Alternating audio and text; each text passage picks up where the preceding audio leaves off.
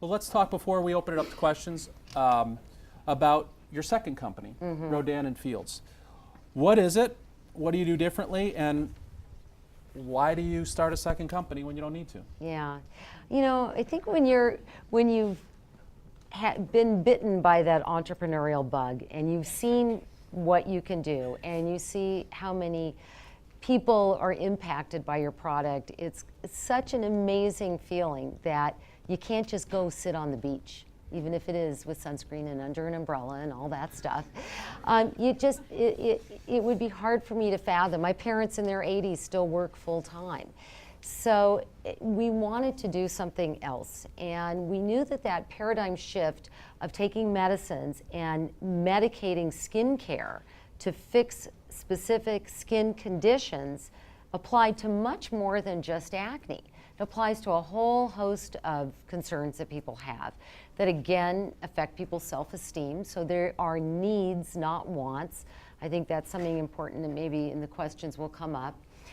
And so we decided to start a second company called rodan+fields. And rodan+fields is, we have a number of different regimens, like Proactive is a product system.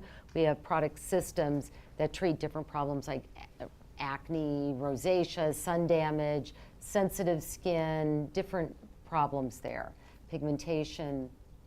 So you had other dermatological products that you wanted to launch. You were going to go a different channel. This wasn't for Guthrie Ranker. They're not involved in rodan+fields. And early on in rodan+fields, 6 months, what happens to the company?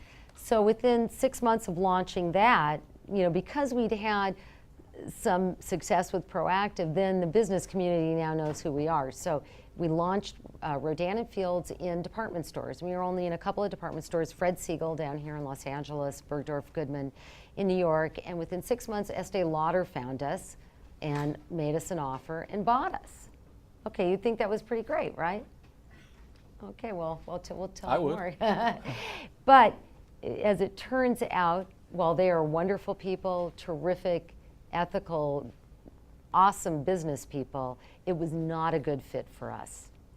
And so we struggled in a retail channel for 4 years. Even though our products were selling well and in the category that we were in, they were selling well, we felt like we were just really prisoners of this glass counter in a department store. And recognized that most people were coming in to buy our rodan+fields product, which was now sold at about 30 or so Nordstrom and a lot of Macy's. They were buying it not because of the department store doing anything to advertise it at all, because they weren't, or really even Estee Lauder wasn't out there advertising it. It was because of word of mouth. And word of mouth is what sold Proactive. We knew that. We knew that it wasn't just the infomercial that sold Proactive. People would see it there, but then they'd go, you know, can you trust anything on an infomercial? And it would be talking to their best friend whose skin had changed, and they'd say, you got to try this stuff, it's really good. That's what sold the product. And now we were seeing this again with rodan+fields, that it was a word of mouth type of business. So as we thought about it, what other industry really utilizes word of mouth to its greatest advantage? And that's the direct selling business. And the direct selling business is a business like Mary Kay, Amway, Herbalife, those type of businesses. And which also can have a little bit of a tainted reputation, just like infomercials did when we started doing those. And we thought this could be a really great model. So what we did was we went to Neutrogena, going backwards, went to Estee Lauder and we said, listen, love you guys, but we don't think that this is really working out for us. We're not getting it into as many people's hands as we want to. We want to buy it back. And we bought the company back 2 years ago, and my husband runs that business, rodan+fields Dermatologist. It's a direct selling business, and it has been so awesome and so exciting to now sort of start this new venture as well, and still be working with Proactive. I just, you know, really feel blessed here. And you still have your dermatology practice. And I do, so that's you've true. sort of got the best of all worlds. And so rodan+fields today, how many people working there, and because you've got the direct selling structure, how many sort of independent representatives? So we have corporate offices are in San Francisco. We have about 40 people who work for us in our corporate office. And we have now, I think, about 12,000 or more maybe